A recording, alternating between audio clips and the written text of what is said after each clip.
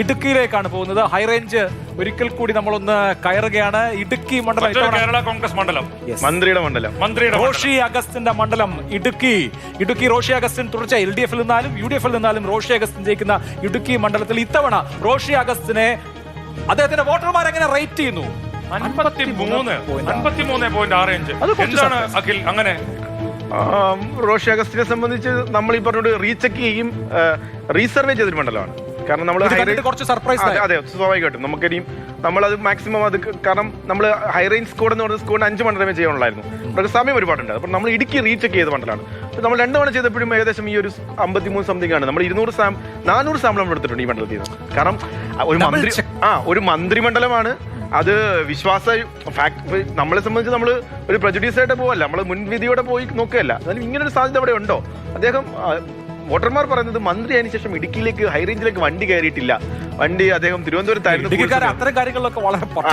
അപ്പൊ അതിന്റെ ഒരു പ്രശ്നമാണോ എന്നുള്ളതാണ് ഒരു ഘടകം. 2, ഈ LDF UDF വളരെ ശക്തി.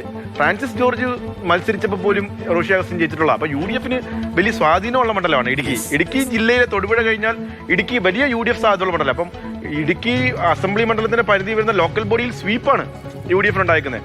അപ്പം റോഷി അഗസ്റ്റിന്റെ സ്കോർ, അദ്ദേഹത്തിന്റെ പെർഫോമൻസ്, ഈ പറഞ്ഞോട്ട് മണ്ഡലം ശ്രദ്ധിക്കാത്ത ഒരു പ്രശ്നമുണ്ടോ? മന്ത്രിമാരിൽ ഈ പ്രശ്നം KB ഗണേഷ് കുമാർ ഉണ്ടായിരുന്നു. എന്തായാലും ഈ 53.65 എന്നുള്ളത് ഒരു സൂചനയായി വരുമോ? ഇടുക്കി കൈവിടുമോ റോഷി അഗസ്റ്റിന്? കേരള കോൺഗ്രസിനെ പാലാ പോലെ ഇടുക്കി കൈവിടുമോ? നമുക്ക് നോക്കാം എന്താണ് ഇടുക്കി കാത്തുവച്ചിരിക്കുന്നത് എന്ന്.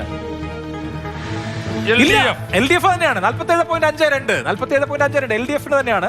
അതേസമയം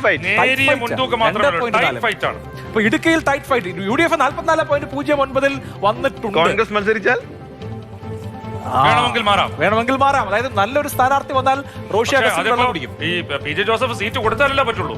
അതെ, പക്ഷേ ഇത് ഹൈറേഞ്ച് മേഖല, ഇപ്പൊ പത്തനംതിട്ട, ഇടുക്കി, വയനാട് ജില്ലകളിലെ ട്രെൻഡ് മനസ്സിലാവുന്നില്ലേ? ആർക്കാണ്, ഏത് മുന്നണിക്കാണ് അനുകൂലമായി അവിടെ വോട്ടർമാർ വോട്ട് ചെയ്യാൻ നിൽക്കുന്നുള്ളതിന്റെ. ഇടുക്കി പോലെ ഒരു സിറ്റിംഗ് സീറ്റിലെ ഒരു മന്ത്രി മത്സരിച്ചിട്ടും മന്ത്രിയുടെ മണ്ഡലത്തിൽ അദ്ദേഹത്തിന്റെ പെർഫോമൻസിന് മാർക്ക് വാങ്ങാൻ കഴിയുന്നില്ല. വീണ്ടും മത്സരിക്കുകയാണെങ്കിൽ തന്നെ ടൈറ്റ് ഫൈറ്റിലേക്കാണ് പോകുന്നത്. ഒരു കംഫർട്ടബിൾ മാർജിനിൽ ജയിക്കാൻ പറ്റുന്നില്ല ഇടുക്കിയെ സംബന്ധിച്ചുള്ളൂ. അപ്പൊ അത് ഈ പറയുന്നോട്ട് അത്ര മത്സരം അവിടെ വളരെ കടുപ്പമേറിയ മത്സരമായിരിക്കും. ഹൈറേഞ്ചിലേക്ക് വണ്ടി കയറുന്ന പോലെ തന്നെ വളരെ കടുപ്പമേറിയ മത്സരമായിരിക്കും. ഇതാണ് സൂചനയെങ്കിൽ റോഷി അഗസ്റ്റിൻ ഇതുവരെ നേരിട്ടിട്ടില്ലാത്ത രീതിയിലുള്ള കടുത്ത മത്സരം ഇടുക്കിയിൽ ഉണ്ടാകും എന്നുള്ളത് ഇത് നമ്മുടെ സർവേയിൽ ഏറ്റവും കൂടുതൽ സാമ്പിളുകൾ എടുത്ത മണ്ഡലമാണ്. നമ്മൾ റീചെക്ക് ചെയ്യാൻ വേണ്ടിയിട്ട് 2 തവണ നമ്മൾ സാമ്പിൾ എടുത്ത മണ്ഡലമാണ്. ഇതിങ്ങനെ ഒരു ഘടകമുണ്ടോ? നമ്മൾ 20 പ്രദേശത്ത് നിന്ന് സാമ്പിൾ എടുത്താൽ, സാധാരണ 10 പ്രദേശത്ത് നിന്നും 20 പ്രദേശത്ത് എടുത്താണ്. അപ്പോൾ അത് റീചെക്ക് ചെയ്യാൻ വേണ്ടി നമ്മൾ എടുത്താണ്. ഈ ഒരു സാഹചര്യം നിലവിലുണ്ട്. പാറ്റേൺ മാറുന്നില്ല. നിലവിൽ ആ സാഹചര്യം ഇവിടെ ഉണ്ട്. LDF ആണ് മുന്നിൽ. പക്ഷെ അത് ഇഞ്ചോടിഞ്ച് പോരാട്ടമാണ് ഇടുക്കിയിൽ നടക്കുന്നത് എന്നുള്ളതാണ് കോറിന്റെ സർവേയിൽ നമുക്ക് കാണാൻ കഴിയുന്നത്.